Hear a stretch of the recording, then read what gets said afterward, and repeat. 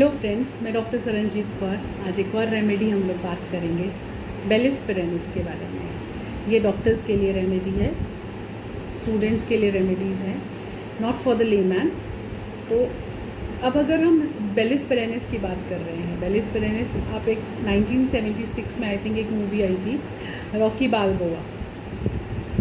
He was a bruised fighter, bruised internally and externally, outside and inside. तो Bellis perennis is like Rocky's herbal twin कह लो, made for fighters, that's those who smile through the pains। चोट लगने के बाद भी smile करने वाले इन fighters के लिए बहुत अच्छी रेमेडी है।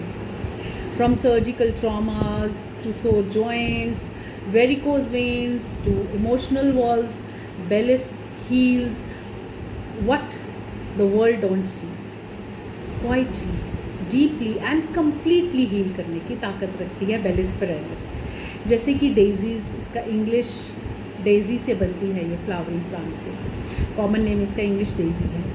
तो जैसे डेजीज़ को अगर हम क्रश करें तो वापस ब्लूम करने की ताकत रखती है, उसी तरह से बेलिस पेरेनिस भी, जो हमारे को एक्सटर्नली हमारे को इंजरीज़ नहीं दिख रही, वो डीप हार्ट में हो, कुछ प्यार में धोखा मिलके अगर कोई हार्ट को ब्रूज्ड फीलिंग हो रही हो, या फिर ऐसी इंजरीज़ जो कि होने के बावजूद भी, ओवर वर्क के कारण जैसे इंजरीज़ हैं, वो प्रॉब्लम्स होने के बावजूद भी पेशेंट कहे आई एम ऑल राइट, तब बेलिस पेरेनिस बहुत ही अच्छा काम करती है। Let's break it into mnemonics. Bellis perennis first is B.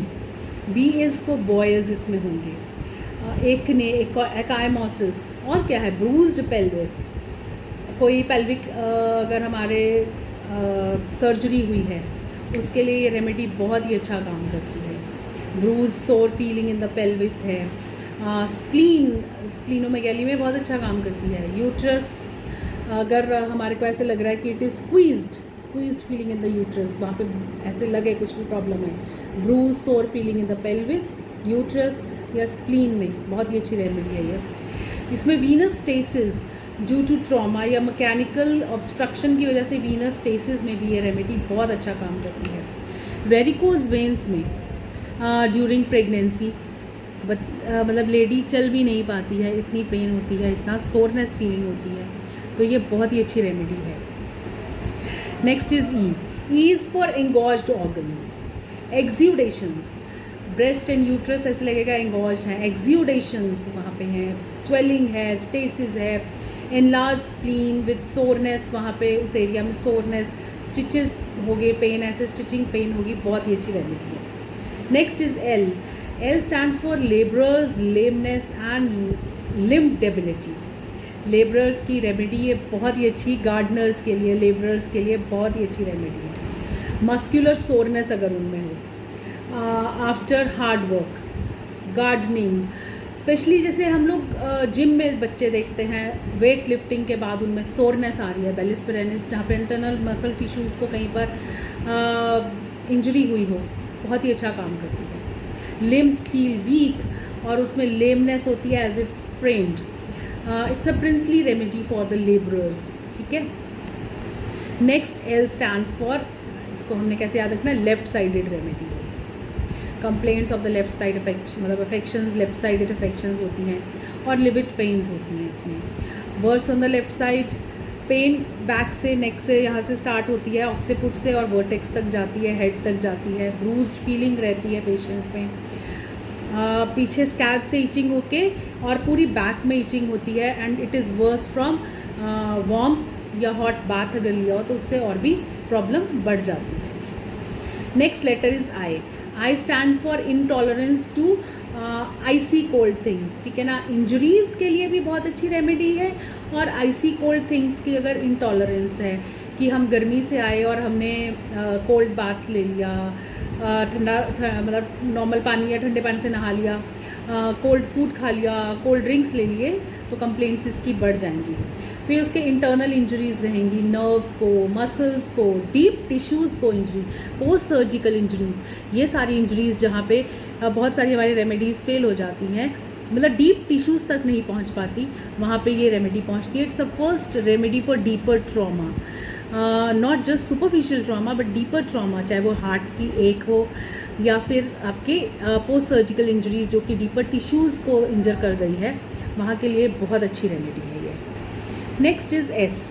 S stands for sleep is disturbed. इसकी नींद 3 AM डिस्टर्ब हो जाएगी, उसके बाद दोबारा सो नहीं पाएगा। और क्या इसमें एस से हम सोच सकते हैं, स्क्वीज्ड यूट्रस।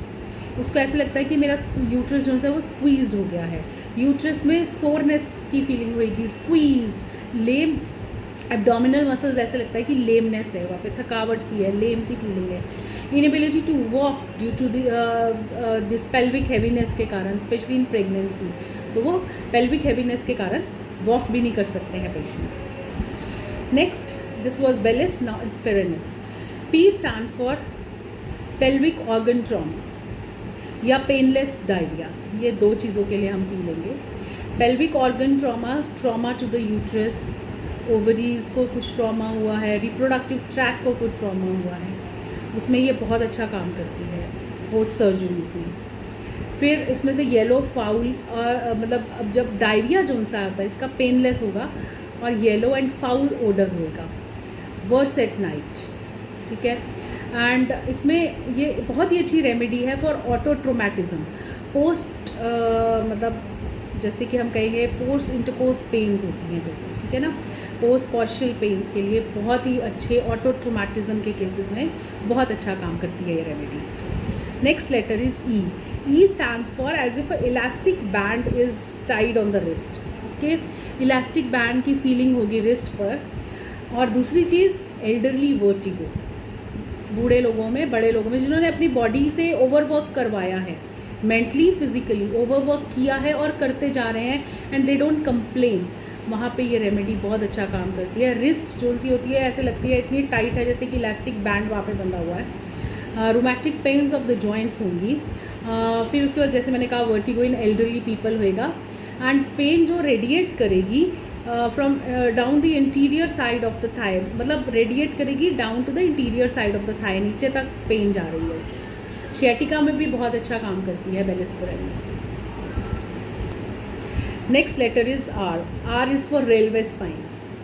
रेलवे स्पाइन मतलब स्पाइन पे जैसे हम ट्रेन में बैठते हैं, हमारे को धीरे धीरे धीरे धीरे झटके लगते हैं, बहुत ज़्यादा झटके लग रहे हैं, जर्क्स लग रहे हैं, तो उसकी वजह से अगर कुछ प्रॉब्लम आ रही है या कोई हमारे को इंजरी हो गई है, ट्रेन इंजरीज, मतलब ऐसी कि हमारे स्पाइन इंजर हो चुकी है, हम बहुत लंबा सफ़र करके आए हैं और उसके बाद हमारे बैक सोरनेस हो रही है, लेमनेस हो रही है हमारी बैक में, Bellis perennis works wonders over there. Rheumatic soreness होगी with no proper secretions as such नहीं है, कुछ नहीं है, बट रोमैटिक सोरनेस है। जॉइंट स्प्रेन्स, मतलब जॉइंट्स में ऐसे लगेगा स्प्रेन्स हैं और बहुत थकावट सी रहेगी। Great tiredness is there in this remedy. Next letter is E. E क्या है, एक्सटर्नल, इसमें इरप्शंस बहुत है। और सेकेंड थिंग, इसमें इमोशनल हाइडिंग बहुत अच्छी है, ज़बरदस्त इमोशनल हाइडिंग है। ये इमोशंस को एक्सप्रेस नहीं करते हैं, इनको लगता है कि अगर हमने अपनी इमोशंस एक्सप्रेस की तो हमें धोखा मिल जाएगा। एक बारी अगर इनको प्यार में धोखा मिल गया दोबारा उसमें जाएंगे ही नहीं, because they don't trust anybody.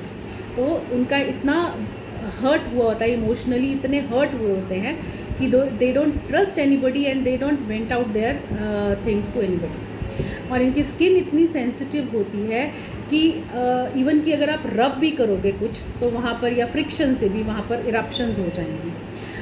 Boils at the contact points, कहीं पर भी कॉन्टैक्ट से पॉइंट्स पे अगर इरप्शंस हो जाएं, बहुत अच्छी रेमेडी है ये।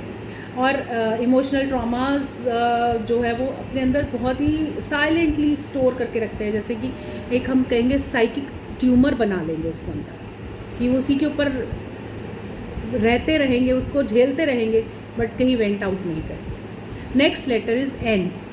N stands for naevi, numb skin, nocturnal bloating, acne रहेंगे, केलॉइड्स रहेंगे, नाइव आफ्टर इंजरीज, ठीक है ना, मतलब ये सारी प्रॉब्लम्स उसको रहेगी आफ्टर इंजरी, वहाँ पे केलॉइड्स बन जाएंगे, ब्लोटिंग होगी, रम्बलिंग होगी इसके पेट में, इन बावल्स, स्पेशली इन बावल्स में रम्बलिंग फीलिंग होगी, वर्स एट नाइट, जैसे इसका पेनलेस डायरिया हमने पढ़ा है तो रम्बलिंग फीलिंग होगी, गड़गड़ होता है जी नीचे, ठीक है ना।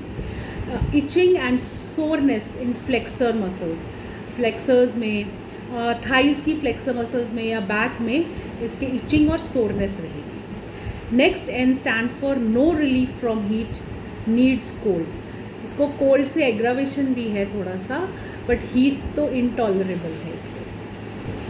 These worse from warmth of bed, hot baths, storms, इन सब में इसकी कंडीशंस वर्स हो जाती हैं। कई बार थोड़ा सा इन्फ्लेम्ड पार्ट पे अगर हम कोल्ड कंप्रेशंस दें, उससे आराम आए इन्फ्लेम्ड एरियाज पे, then it calls for Bellis perennis. वैसे कोल्ड बाथ एग्रावेट करता है when the body is over heated, पर अगर कोई इन्फ्लेम्ड पार्ट पे अगर थोड़े से कोल्ड कंप्रेशंस दे तो बेटर फील करता है। Next is I. I stand for ill effects of masturbation and intense, उससे क्या होगा, इंटेंस फिटीग हो जाएगा। ये बहुत ही अच्छी रेमेडी है इसके लिए, सेक्सुअल ओवर स्टिम्युलेशंस के लिए, एग्जॉशन होती है जिसकी वजह से। मास्टरबेशन रिलेटेड कंप्लेंट्स इसमें, ऑटो ट्रोमेटिज्म के लिए बहुत अच्छी है। फिज़िकल और मेंटल फिटीग हुआ हो, specially in youth after masturbation, बहुत ही अच्छी रेमेडी है। Next S is for stitches in spleen and sprains के लिए बहुत अच्छी रेमेडी है। हम सारी अभी तक रेमेडी में पढ़ा है कि स्प्रेन्स के लिए बहुत ही अच्छी रेमेडी है, और स्प्लीन के लिए, स्प्लीनोमेगैली, यहाँ पे स्प्लीन वाली जगह पे स्टिचेस हो रही हैं, स्टिचिंग पेन्स हैं, बहुत ही अच्छी रेमेडी है उसके लिए। और स्प्रेन्स के लिए, मार्क्ड स्प्रेन्स की वजह से सोरनेस आ रही है, सेंसिटिव टू कोल्ड विंड्स, और उसका एक्सपोजर अगर हो जाए तो एग्रावेशन हो जाती है। तो ये थे बेलिस पेरेनिस के निमोनिक्स। आई होप आपको इजीली समझ आए होंगे। फिर से मैं बोल रही हूँ, ये रेमेडी होम्योपैथ्स के लिए है ताकि वो इजीली याद रख सकें, नॉट फॉर द लेमैन कि हमारी रेमेडी पड़ी कि हाँ हमने भी अपने ट्रॉमास बहुत संभाल के रखे अंदर, हम उनके ऊपर रहते हैं। हमारे पास उसके लिए और भी बहुत खूबसूरत रेमेडीज़ हैं, नैट्रोम्यूर है, इग्निशिया है, बहुत सारी रेमेडीज़ हैं, there are number of remedies. So अपने आप से रेमेडी मत लीजिए, हमें मालूम है हमें आपको ये रेमेडी देनी है या नहीं देनी। सो अगर आपको लगे कि ये आपके लिए रेमेडी है, go in contact with your nearest doctor, homeopath doctor, या हमारे से कंसल्ट करें, हम आपको बताएंगे ये रेमेडी आपके लिए है या नहीं है। Thank you for now, bye.